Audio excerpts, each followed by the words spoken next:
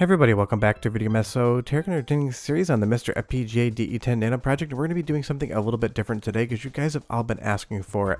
I'm going to go over 5 games tested on the current core that I consider as good as real hardware, and in some instances even better than the real thing, because the Nintendo 64 core in 2024 is shaping up to be an absolute 100% rival to real original Nintendo 64 hardware. Before we get too far involved, though, do me a huge favor, go down below, hit like and subscribe, and ring that notification bell. Definitely helps us out. And if you feel so inclined to want to support the channel, we got a Patreon link down below as well. But right off the top, I'm going to say it right now. Playing Super Mario 64 on the MiSTer FPGA core is absolute perfection, from the controls to the graphics to everything about the game that is so synonymous with Nintendo 64 in and of itself. My favorite new way to play this game is 100% on MiSTer FPGA, and that's not to say I don't have many ways to play this game. I have 3 different copies for my Nintendo 64 from different regions, and obviously I have original hardware. I just love the quick pick up and play, plug and play nature of getting clean HDMI out of the back of MiSTer into my television. It is just a prettier image, and you add to that different controller options that are much harder to use on real hardware, and I just prefer playing this game on MiSTer. As far as the controls are concerned, the performance is concerned, the graphics are concerned, I can play Super Mario 64 on MiSTer FPGA like I do on real hardware, pulling off the same moves, running the same lines, and having the exact same fun. And that's the only goal of a core. It wants to be the exact same thing as real hardware. If a core is doing its job well, you'd have no noticeable difference between the actual FPGA core and real hardware, and I 100% believe that is where Super Mario 64 sits today. If you gave me a controller and told me I was playing on a modified HDMI console, I would 100% believe you, so long as you blocked the home button and didn't let me check under the hood to see whether or not it was MiSTer FPGA. And this was one of the first games running on the core, and we've probably taken a look at Super Mario 64 15 to 20 times in different tests. I see absolutely nothing in this game that needs to be patched up whatsoever. Now, some of the cutscene timings might be slightly off to real hardware because FPGA Zoom Spots has not gone in and tightened up those timings, but if I didn't tell you that and I didn't show you a side-by-side, you would have absolutely no difference. You can sit down and play Super Mario 64 today. You can collect all 120 stars, you can see the credits scroll, you can pop up to the top of the castle and see Yoshi and get those free lives. You can basically play Super Mario 64 like you just got a new Nintendo 64 under the Christmas tree back in the 90s and you plug the cartridge in. But of course you get all of that ease of use as well, of getting that clean HDMI out or perfect RGB signal as well. It is just so impressive. This feels like real Nintendo 64 hardware because functionally under the FPGA code, that's exactly what it is replicating, the real Nintendo 64 experience. And I would consider this a perfect instance of a perfect game because there's absolutely nothing as far as Super Mario 64 is concerned that I would ever criticize. This game, even though it obviously does not look like a modern game anymore, stands the test of time of being one of the best 3D platformers ever made. Believe me, comment down below and tell me what's the one Nintendo 64 game more than any other you think is aged extremely well and is still relevant to today. But honestly, I even get thrown off the same way I would on real hardware. Now, moving over to another game I consider perfect and I absolutely love on the core is going to be California Speed. I love these type of racing games. Arcade racing is one of my favorite genres of all time, and I'm actively hunting for a California Speed arcade board because while the Nintendo 64 version is a ton of fun, the arcade version is superior as far as graphics and tracks are concerned. But this is a game I have played so many times in my life. I got this new when I was a kid, I played the ever-loving hell out of it, and I have owned a copy of California Speed ever since. This is the type of game once a year I sit down, I put the cartridge into my Nintendo 64, and I basically race every single track just for that nostalgic fun. Now today, if I want to play California Speed, I am just going to reach for my MiSTer FPGA and play it that way. That's how good this is, and it's so much fun to be able to do that. My favorite part is you can mix and match whatever controller you want within the core, and you also have obviously that crystal clear HDMI graphics out the back. Because when I play Nintendo 64, I play it on my 20-inch PVM. Even with the best upscalers on the market, I just don't think the Nintendo 64 hardware has the best video out. You can leave me a comment down below and disagree with me if you want. It's just never been my favorite. But this is the best way I've ever seen these games. I can now go out to my living room, play on my 65-inch 4K television, and get an amazing experience, whether I use MiSTer's internal upscaler, or if I go direct video into my RetroTink 4K and let that scale all the way to 4K glory in my living room. This has never played, looked, or sounded better than it does here on MiSTer FPGA.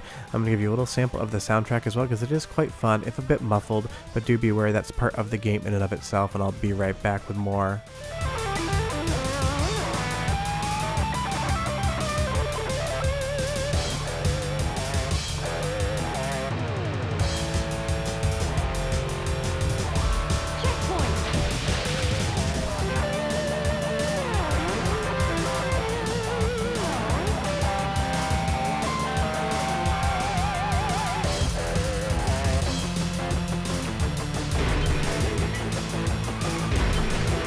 Sounds great, and do be aware that sometimes the soundtrack on Nintendo 64 games, especially a lot of the midway ones, can sound muffled. That's just down to the compression they use and the overall soundscape that's going to come out of the cartridge. So if you notice that some games sound crystal clear and other games sound muffled, that is accurate to the real hardware experience. That's something that is coming through on the current core. But honestly, California Speed is one of my favorite racing games of all time, and when I play it on the current MiSTer FPGA core, it is my favorite way to play, and I consider it another perfect experience. But now let's move over to the game that I'm sure everyone expects me to mention, and you know damn well I'm going to do it. That is Bomberman Hero. This is my favorite Nintendo 64 game of all time. It's my favorite Bomberman game of all time.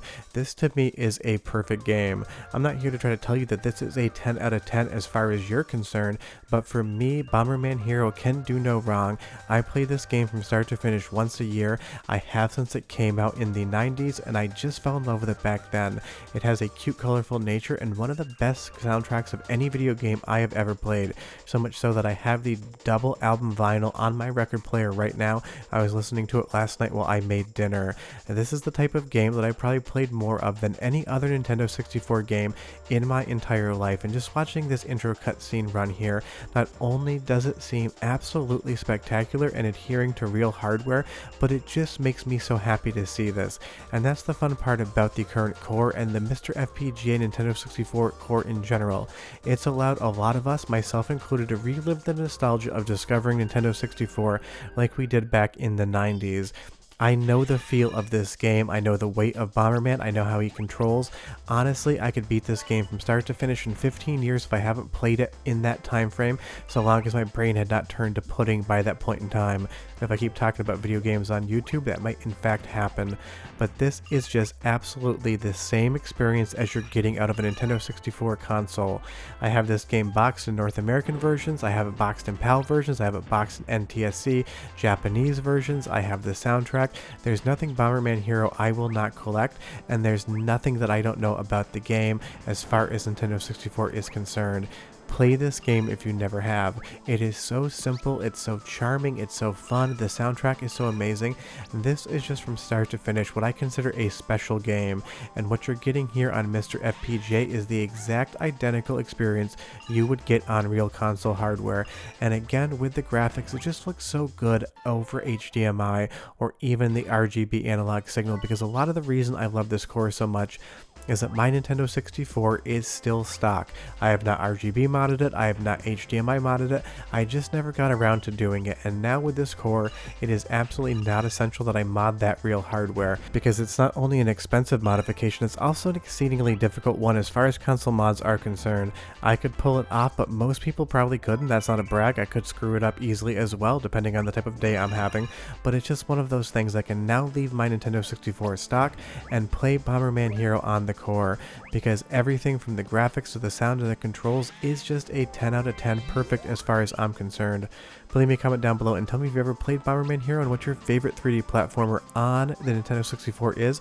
I'm assuming that not many people are going to say Bomberman Hero, because I admit Super Mario 64 definitely is the better game objectively, but as far as I am concerned, this is just the top of the 3D platformers for me. Now, another game that I consider perfect and I prefer to play on MiSTer FPGA is going to be Castlevania 64 and its sequel Legacy of Darkness. I just love this game, I loved it when it came out, and it is absolutely perfect on the current core, including the music and this amazing little piece of violin soundtrack right here. Listen just for 20 seconds and I'll come back and show you why I think this game is better on MiSTer. But enjoy.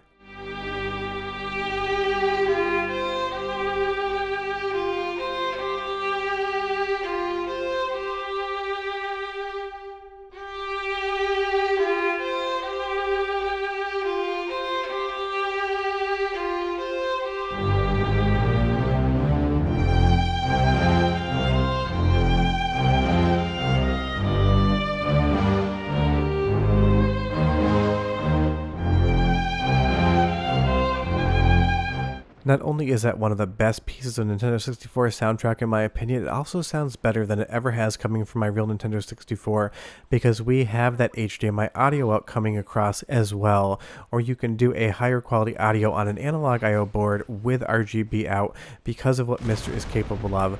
On the Nintendo 64, you're going to get the red and white RCA composite stereo signals, which are not bad in any way, shape, or form. This is just, in my opinion, a more clear sound, and when you really want to hear what the Nintendo 64 can do as far as the audio department is concerned, it is my favorite way to experience it. Now, I know that this is not everyone's favorite game. It isn't even my favorite Castlevania game. I am definitely more of a fan of the 2D games than I am of the 3D games. But as far as Castlevania in 3D is concerned, Castlevania 64 and Legacy of Darkness are my favorites. I think they are fundamentally much better and more interesting than anything that came on PlayStation 2 or beyond. That's not to knock those games, I just love these more, but tell me down below which one is your favorite on the 3D front is concerned. But again, this is the type of thing you can just sit down and play this game from start to finish and treat your MiSTer FPGA like it's a real Nintendo 64 that you just put the cartridge in. I've been playing a lot of these games in the background, not capturing them because I don't bring my capture setup out to my couch when I play games at night.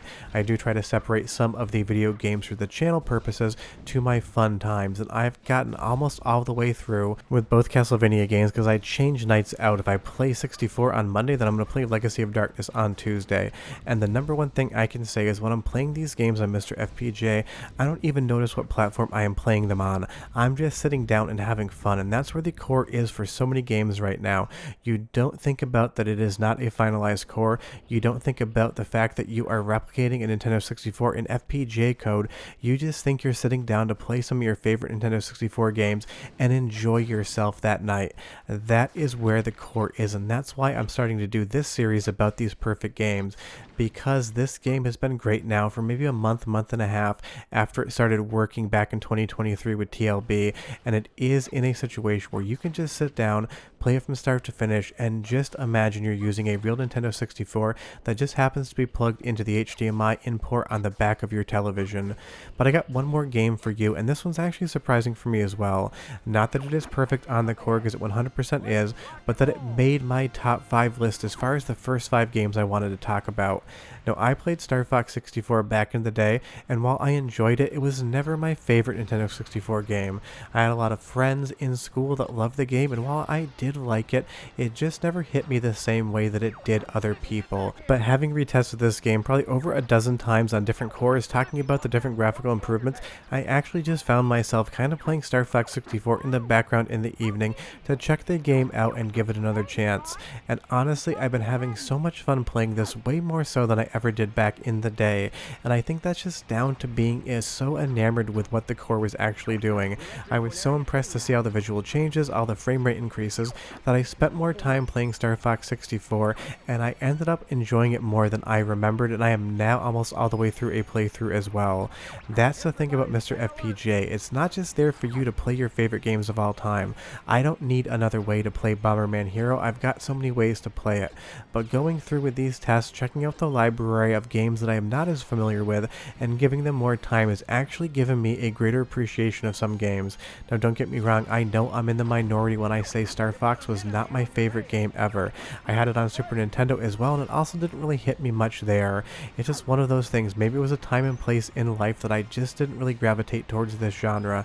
But now on the current core, if you want to play Star Fox 64, it is amazing. There's nothing wrong with it whatsoever. The frame rate is great, the graphics are great, the controls, the sound, everything about this first level here. If you put it side by side with an HDMI modded Nintendo 64, I don't think anyone would be able to tell the difference whatsoever.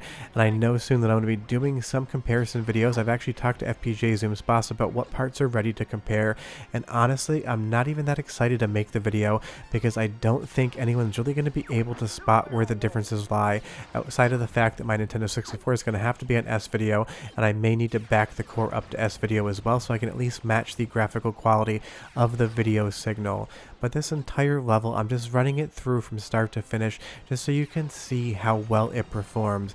All of the different graphical effects, all the camera movements, all of the different VI implementations are here in Star Fox 64. The game even does like to slow down in very similar spots that it would on real hardware, and of course this is just the standard core. If we popped over to the turbo core, you might see an even different experience, because that is still the thing. There is the turbo core, and I may run my 5 favorite games to play in the turbo core video as well. Leave me a comment down below and tell me if that sounds interesting. I'm trying to mix these videos up a little bit to talk about how amazing this core is while doing something fresh and new. But as we go right through into the boss fight here, this is just so impressive. I keep saying that, but it's wild to think that this core has only been in development for basically like a year, and the meme was right around Christmas is that Robert promised one retail game playable by Christmas, and he basically gave us the entire retail library of the Nintendo 64.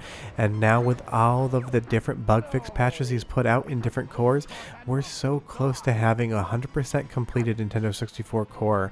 I do know there's still games that aren't quite working, and they should in the future. Stuff like Jet Force Gemini and Conker's Bad Fur Day are still freezing in spots, and Jet Force Gemini honestly is not really playable, but for the vast majority of the Nintendo 64 library, you can do stuff like this. Just fly around as Fox McCloud, play the level, play the entire game, and never think you're doing anything other than holding real Nintendo 64 hardware in your hand hooked up to your television.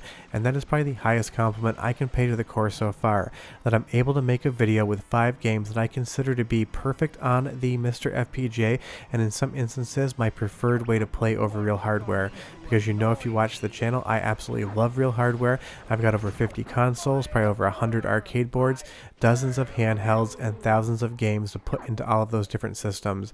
And we've gotten through the entirety of the first stage of Star Fox 64, and I can guarantee you if you're on the current core, you'll be able to do this for every single mission in Star Fox 64. You can roll the credits, and you're not going to see, hear, or feel anything that would be any different than real hardware. And that's the current situation of the current MiSTer FPGA core as of the recording of this video.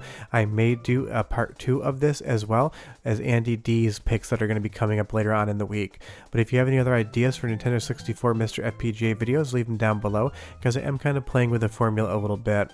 But short of that, if you're not yet playing Nintendo 64 and MiSTer FPGA, if you're waiting for it to go into update all, I think you should probably just skip the line and start playing today. Short of that, hope you guys enjoyed, and I'll see you next time. Bye bye.